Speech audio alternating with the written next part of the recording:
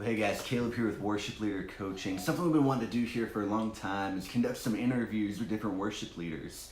So today I'm sitting here with my friend Robbie Phillips. Robbie is the founder of Renegade Music Ministries. He's a worship leader and a sound guy. I don't know. Sound guy. Yeah, my wife said, stop calling yourself a sound guy. Like, you're an engineer, sound engineer, own the title, and like, that's how you need to present yourself. She's you're a sound engineer. So, worship leader, sound engineer, founder of a ministry. So I just want to sit down with you and kind of get kind of your thoughts on worship leading, on worship in general. So kind of tell us how you got started leading worship. I got started about 9th grade. That's when I got my first guitar. Oh, nice. And my dad was an army chaplain. Okay. So like he was a preacher and in chapels all the time, and that's where we were supposed to be on Sunday mornings. So after I got my first guitar and learned how to play a little bit, I was plugging in with the worship teams at military chapels and advancing skill level and stuff there, and then eventually turned into leading some of the youth group kind of stuff. Yeah. And then that's where it started. Wow, that's great. So got started on military base. Tell me about that. Tell you about that. So militaries, my dad was a chaplain, so like that's all I ever saw. I didn't grow up in like a civilian church type deal. I didn't go to First United Methodist Church or whatever. We were typically in what was called the non-denominational chapel services, which looks a lot like your contemporary stuff that you're gonna see today.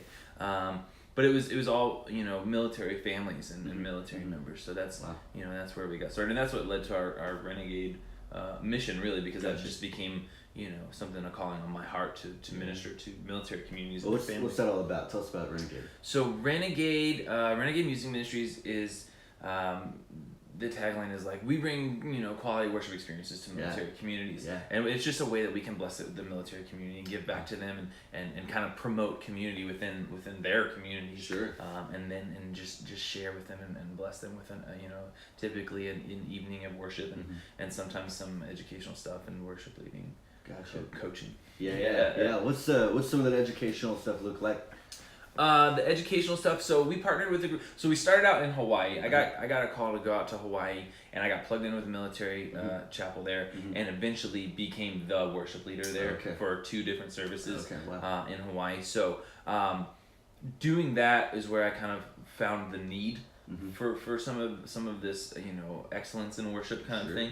And so we started the event there. We called it Worship as One, and it was a big community gathering. There's usually several different services on military bases, and what we want to do is get all of them in the same room, all of those services, all of the Bible studies and youth groups and men's and women's groups in one space for one evening of worship. We call it Worship as One, just community-driven worshiping together, and it's, and we've seen great things come from that. So now what we're doing is trying to replicate that and go visit other military bases. And and just say, hey, we're coming in. We're gonna bring bring our crew in and do an excellent night of worship, just to promote community with you guys and just bless your socks off as best you can. That's awesome, man. So being a sound engineer as well, I can't imagine that all of those chapel services have the best equipment. So what's that look like for you? Do you take your own stuff? No, we take our own stuff. That was a big struggle.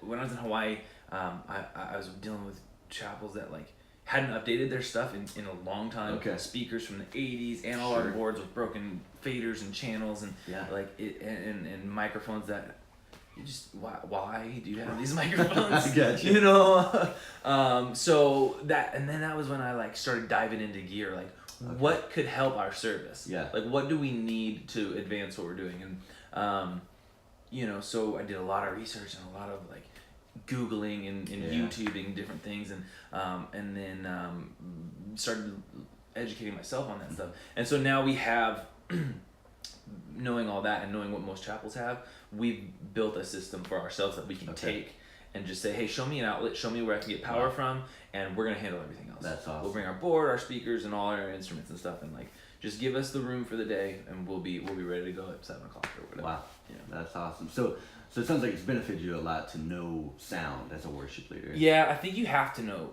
some of it. If you're gonna be the point man, if you're gonna be the worship leader who's in charge of the squad, you gotta know how to communicate with your sound crew. Yeah. If they're uneducated, sound wise, or if they're super educated, you still gotta be able to communicate with them. Sure. So knowing your board and your speakers and your room, and then like how it all works together. If you don't know how to do that, your soundkeeper or your sound engineer is your gatekeeper. So if you're making beautiful sounds on stage, no one's gonna know unless your sound guy is like cued into what you're doing as well, and you guys know how to communicate about that and use their tools. You gotta use the tools for the purpose that they're meant. Gotcha. I remember one time you told me a story about a service you were in where there's some kids behind the board. Yeah, I walked into a service. I don't know why. I think we were doing like a rehearsal or something after this service. But I walked in and I knew the room, but it wasn't my service. And I looked and there's like 2 young kids at the soundboard, and I was like, that's interesting. And I was listening, and it's like there's something off. Like there's something totally not working. Yeah. And you could hear stuff, but it wasn't coming out of the mains. Right. They were just using the wedges on the floor of the stage, right? So like they just cranked those, and it was just bouncing off the back wall and out to the congregation. Gotcha. And I just went back to the board. I didn't ask these kids. I didn't tell them what I was doing. I just turned this one knob, and the house speakers came on, and they were like, "Whoa!" And I remember this look on this lady's face. She just went, "Thank you." And I was like, That's awesome. Well, I think the last question I have for you is just, what's one piece of advice you'd give to a new worship leader? Somebody just starting out in ministry or just come on staff at a new church. Sure. What's one thing you'd tell them? I think if you're just starting out in staff on church, like know your limits and be able to respectfully say no to things. That's good. When you're building a team, you gotta there's a billion videos on auditions and stuff. Building a team. Sure. Go watch those. They're all great. But saying no to people the correct way. And then when your pastor asks you to do stuff that like your squad's not ready for, or your gear's not ready for, like be able to say, hey, look, we got to plan for that better. Gotcha. Like this Sunday's not the Sunday for that. Gotcha. And just know your limitations. Cool. I think back to the audition thing though, one of my favorite things, one of the things I like to do is, we're not going to put you on Sundays, but we want to invite you to every rehearsal that we have. Gotcha. Like be here with the band. Yeah. That's the only way you're going to get better as a musician is like playing with the band, doing what, the band does. Sure. So, I always encourage people like, hey, we got practice Wednesday nights at 7 or whatever. Right. Just show up. Right. Just show up and play with us. Yeah. And then we'll talk about Sundays eventually. Yeah. And that keeps them involved, and you're not like, burning bridges and shutting doors and stuff. Sure. That's really good, man. Yeah. So I guess how can people get involved with you? How can people get involved with Renegade Music Ministries? What's the best way to get in touch? Sure. So renegademusicministries.com. All our contact information is up there. If you want to get in touch with me, Robbie at renegademusicministries.com. Okay. That's my email. If you're at a military base or military community and this sounds interesting to you and want to invite us out, dude, please contact us and let us know, because we are always trying to book our calendar more and reach further and further out, and just meet military communities and the soldiers and their families and stuff. So very cool. Yeah, it's all out there. Awesome. Well, thanks, Robbie, and thanks for watching. We'll see you next time. Bye, guys.